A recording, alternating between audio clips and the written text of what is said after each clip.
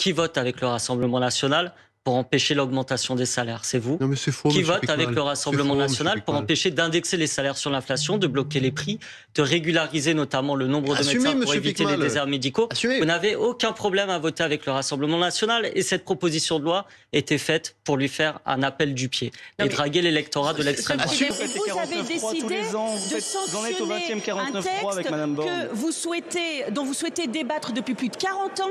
Nous vous l'offrons sur un plateau d'argent avec près de 280 amendements du RN et vous avez refusé ce débat. Et sur l'immigration, juste j'aimerais revenir parce qu'il y a un chiffre qui a été donné, vous l'avez dit vous-même, vous avez pris le chiffre de M. Darmanin.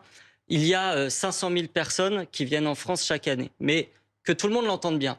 Pour la plupart d'entre elles, ce sont des étudiants, des saisonniers, qui la plupart du temps rentrent dans leur pays. Le regroupement familial, c'est 12 à 14 000 personnes. Donc on n'est pas du tout dans l'appel d'air que vous nous faites croire. D'ailleurs, qui a envie aujourd'hui de venir vivre dans la France de M. Macron? Je vous le demande, peut-être des Républicains, mais l'immense majorité des gens qui migrent... Vous parlez de la France. L'immense... Vous devriez tout faire pour redorer l'image de la France. Justement, la France se rabougrit et se rétrécit avec ce genre de propositions de loi et de débats qui la rabaisse par rapport aux valeurs qui sont les siennes, celles des droits de l'homme.